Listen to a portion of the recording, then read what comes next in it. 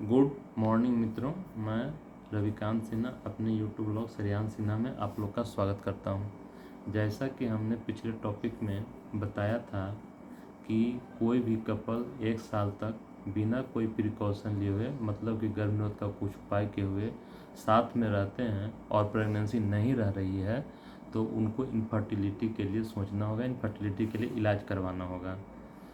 तो ये टॉपिक मैंने पिछले वीडियो में बताया था। तो जैसा कि हमारा समाज है और जिस समाज में हम रहते हैं, तो सबसे पहले दोष फीमेल पार्टनर को दिया जाता है। हमारे समाज में माना जाता है कि इनफर्टिलिटी के लिए वही रिस्पॉन्सिबल है, लेकिन ऐसा नहीं है। बोथ आर इक्वली रिस्पॉन्सिबल, मतलब दोनों जिम्मेदार हैं। तो आज मैं इसके बारे में बहुत अच्छा वीडियो बनाया हूँ, बहुत अच्छे से मैं आपको बताऊंगा। कृपया वीडियो स्किप ना करें, वीडियो पूरा देखें, नहीं तो जानकारी कुछ कुछ छूट जाएगी, फिर बाद में पछताते रहिएगा।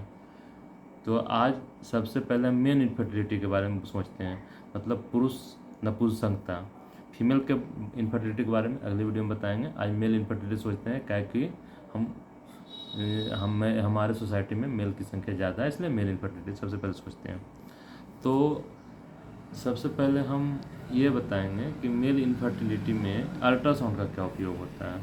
तो कोई पेशेंट है या कोई कपल है, उसका मेल पार्टनर का पेनिस के इरेक्शन में कोई प्रॉब्लम है ड्यूरिंग सेक्स या इंटरकोर्स, तो उसका अल्ट्रासाउंड से पता चल सकता है कि कोई दिक्कत तो नहीं है। तो सबसे पहले उस पेशेंट का स्क्रोटम का अल्ट्रासाउंड कराया जाएगा।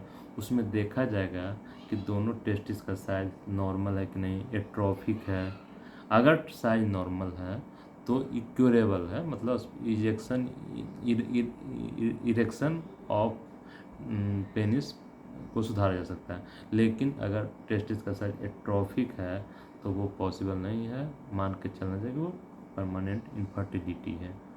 फिर दूसरा वेरिकोसील देखा जाएगा। वेरिकोसील में क्या होता है कि इन्लार्जमेंट ऑफ वेन्स हो जाता है स्क्रोटल सैक में, तो ये मेल इनफर्टिलिटी के लिए रिस्पॉन्सिबल माना जाता है। अगर ये है तो ये मेल इनफर्टिलिटी सोचा जा सकता है, लेकिन ये क्यूरेबल है, आप सर्जरी से क्यूरेबल है।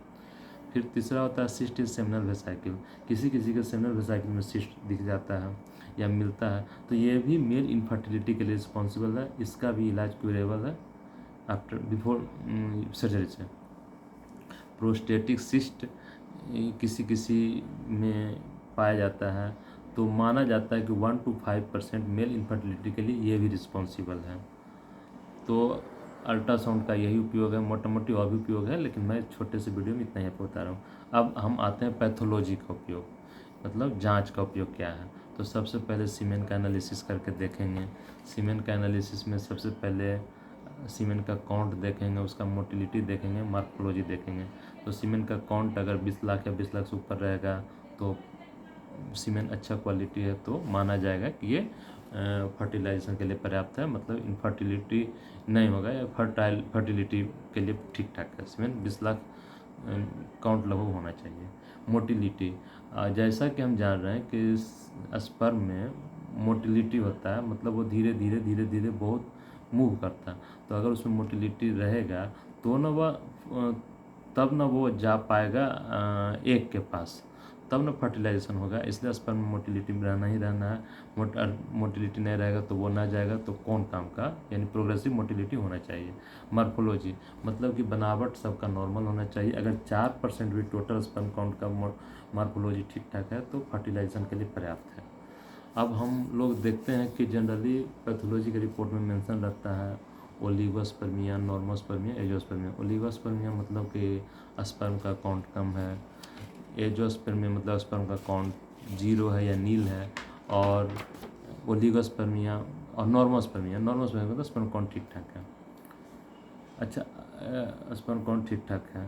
अब हम लोग ये देखेंगे कि कोई मेल पार्टनर है और इनफर्टाइल है, इनफर्टिलिटी जोन में है, तो उससे हिस्ट्री लेंगे, वो किस टाइप का काम करता है, कहाँ काम करता है, तो कहाँ काम करता है, तो इससे भी हमें पता चलेगा कि इनफर्टिलिटी क्यों है।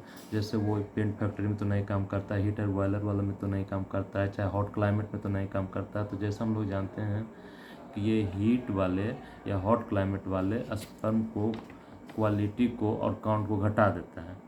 तो ये जानने के लिए ज़रूरी है। दूसरा, ड्रग एडिक्शन, ये भी हमें पूछना पड़ेगा कि वो अफ़ीम तो नहीं लेता है, गांजा तो नहीं, भांग चरस तो नहीं लेता है। जैसा कि हम पिछले वीडियो में बताए थे कि एक फर्टिलाइजेशन के लिए नॉर्मल एग और नॉर्मल स्पर्म जरूरी है।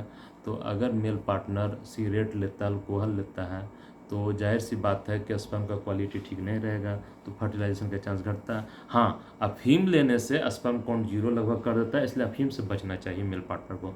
तीसरा, ओबेसिटी, जैसा कि माना जाता है कि एक ओबेस पेशेंट यानी मोटे पेशेंट को बॉडी का कोर टेम्परेचर ज़्यादा होता है।